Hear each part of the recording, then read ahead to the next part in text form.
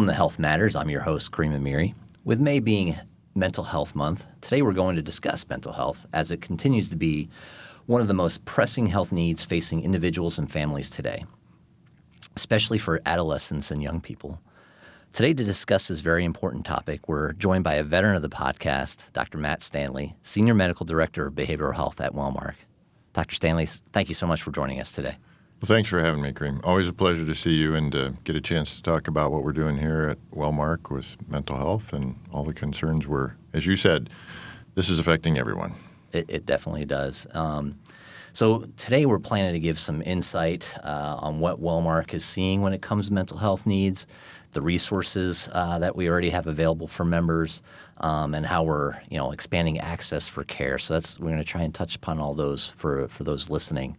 But for those that may not be familiar or may not be familiar with what's going on with mental health and for folks today, let's take a step back and Dr. Stanley, could you please share what we're seeing from our employers and members related to mental health and the need for increased support? I do want to make sure we're all aware that mental health continues to be a crisis in America. They have some concern that, this is going on now for a few years and people will kind of lose the urgency. But the statistics are not coming back down. In fact, we know that nationally, 1 in 5 adults in America are struggling with a mental health issue. And you talked about our child and adolescent issues. And right. I think one of the most sobering statistics there is you see almost 1 in 4, 22% of high school students report having suicidal thoughts last year. So when we're talking about our adolescents, our children, that's not just a household issue. That's an employee and employer issue. Because one of the greatest truisms I've ever heard is that as a parent, you're only as happy as your unhappiest child. So when your child is in distress, everything else is affected. That's very true. And the impact on business is real. We know that there's approximately or estimated $48 billion lost in productivity every year due to mental health issues. The stat of half the people that need the help don't get it. What are the factors contributing? I mean, I can put a guess to it. I'm guessing it's access or even stigma, one of those two things, but anything else you'd add to that?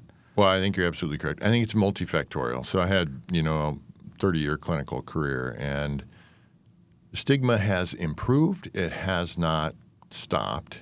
And I think certain segments of our population, it's still extremely powerful. I can think, in fact, of a CEO of a company who was struggling and was referred to me, but would never see me in my office. Wanted to have coffee and talk. Yeah. Not atypical. He just couldn't bring himself into the office. And that was someone who, had a connection to me and a connection to friends, and that's how we got together. Think of all the people that don't know a psychiatrist, right. For instance. Yeah. So I think stigma is real. As I said, I think saw it a lot in our rural communities, our farmers. There's just certain segments where I think it's still less acceptable, doesn't really resonate with their persona. And then I think it's really hard with kids, busy families, and access is hard. Even in urban areas where we maybe have more resources than some of our rural members, wait times can be excessive. 3-4 weeks or longer. So as you said, access to care can be difficult. Knowing when, where, and how to access care. There's so many different licensures, so many different entry points, and it's not always something. It's confusing. It is confusing. Yeah. I think it's very difficult. It's one of the hardest areas of healthcare, if not the hardest, to navigate well as a consumer. And then not everyone's comfortable talking to their primary care doc about it, which is our usually entry point to most areas of healthcare. So I think it's multifactorial. And I think that it's also just difficult sometimes to recognize within yourself, or just to acknowledge, I do need to get help. People are telling me, people are noticing, but I think I'm going to be okay. So there's always that kick the can down the road kind of approach as well. Definitely. And I know, when you were on last time, it's been almost 2 years now.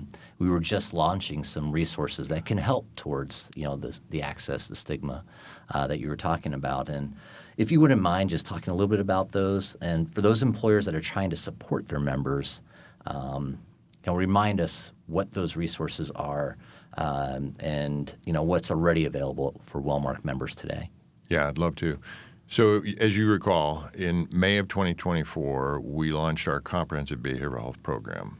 So that has several key elements, one of which, as we talk about access, we went out and expanded the number of behavioral health providers in our network by 54% over 2 years. Yeah, so it's an incredible number. An amazing amount. Yeah. That was an incredible effort by Network and others to just make sure that we are meeting the needs of our members. On top of that, we created a dedicated specialized team of behavioral health case managers. These are nurses and social workers that are licensed in our states and have clinical experience. And then they added my role, a senior medical director of behavioral health, to strengthen our clinical leadership. Right. And then we created a suite of tools, if you will, on our website. So everything from a self-assessment tool, so you can get on there and assess yourself in regard to anxiety and depression specifically. Within that, there's also educational material. There's the opportunity that if you do identify or believe that you need help, to request care coordination or even refer yourself into our behavioral health case management. Right. And employers, if a member doesn't want to go on there, they can refer those employees or their members to us as well. Right. That's on my Wellmark, and I think it's a very easy handoff, hopefully. Go to my Wellmark, look at those tools. There's, you can put in your phone number. You can ask for a digital referral so that we'll get a hold of you. And then when we talk about that behavioral health case management, again, that's available to everybody. No cost to employers, no cost to members. This is just something that we at Wellmark said, this is critical, this is important, we're going to build this. So we have this, again, this specialized team. And it has, the goal of that is really to help members find and access behavioral health care. So if you're struggling, what's in my benefits? Who should I see? What do I need to do next? This is a well-educated, and I tell you what, I work with these nurses and social workers all the time, compassionate, really motivated people to help you.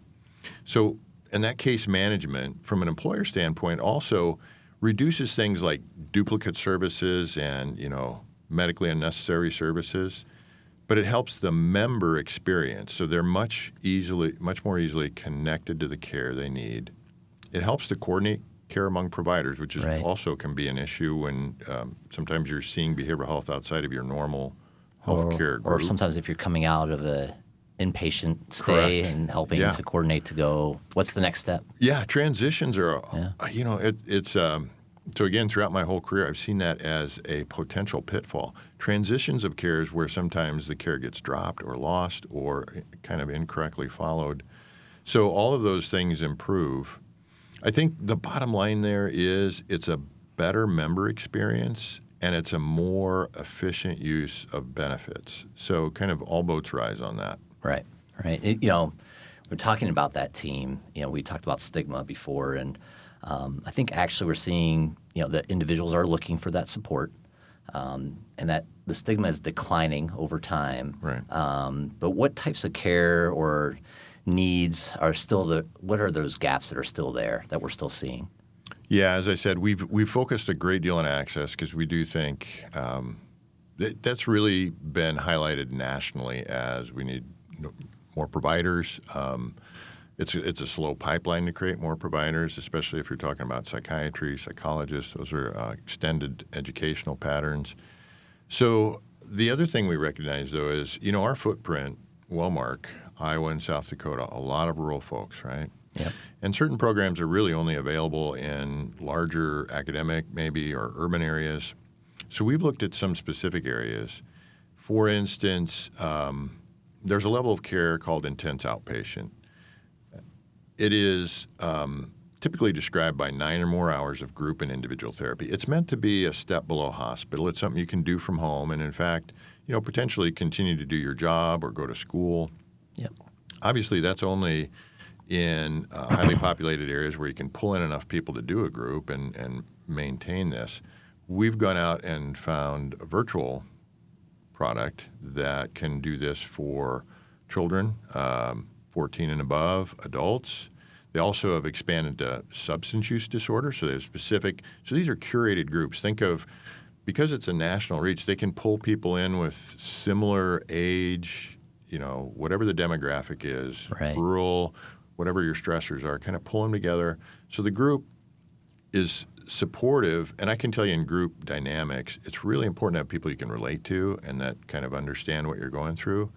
So they have the ability to curate these groups, and then they've also added eating disorder. To your point, eating disorder, there isn't an inpatient program in either South Dakota or Iowa now. So when it gets to that level, we obviously have a relationship with out-of-state inpatient providers, but we would prefer to address these issues earlier. The thing about mental health, it's just like any other illness you'll have. The sooner you engage, the sooner you start working on the problem, the less complex it becomes, and the better results typically. Yep, and that's, I know you mentioned working with adolescents and you starting at age 14. Yeah, you can't underscore how important that is to get on it early. Correct. For outside of our states of Iowa and South Dakota, we work with accounts that have members throughout the country. Yeah. Do you have the opportunity to talk with other Blue plans and what they're doing? And maybe you can touch upon that a little bit. I do. So we have a behavioral health consortium, and which is wonderful for me because I get to hear what other groups are doing, as you said. And then I have a few medical directors in behavioral health that we kind of have a more personal connection. I would say that, the strength of the Blues is we do talk in this way. We share things openly and equitably. And then obviously our network the Blues crosses the entire United States. So I think the other programs that I do talk to, they have some of the same concerns. Everybody is trying to improve access. And as I said, that's a national game. That's a numbers issue. But we're all seeing increases. And then, virtual providers to fill those niches where you just, it's just not going to be developed locally very easily or quickly. So, and then I think for national employers, those can really be helpful because, anywhere you are, you can actually keep the same therapist, whatever state you're in, and things of that nature. Or as an employer, you can offer a kind of a national footprint therapy option. So I would say the other Blues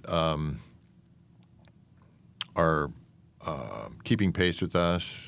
And what I want to say is I just hope that we don't lose the focus on the importance of maintaining behavioral health. The other thing that we talk about amongst us is, when behavioral health is an issue with any complex or comorbid condition, that condition is harder to treat and lasts longer and is more costly. So you can't ignore it, even when it's not the primary issue. Yeah, it still needs attention. Correct. Yep. So, we're getting close to our time, and as we close, what's one key message you want people to leave from this episode? I think you've touched on it. Behavioral health affects us all. Before we leave, I do want to mention that one of the other things Wellmark recognizes is, behavioral health wellness doesn't happen in a vacuum. So on our foundation side, we have partnered with the Boys and Girls Club of America to train their staff to identify young people that are in distress and need support, and how they've trained them how to do that support.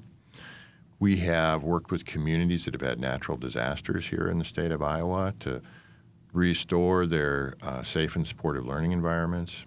In South Dakota, we sponsor the 437 Project for suicide awareness and mental health advocacy, and that also funds the Suicide Crisis Line.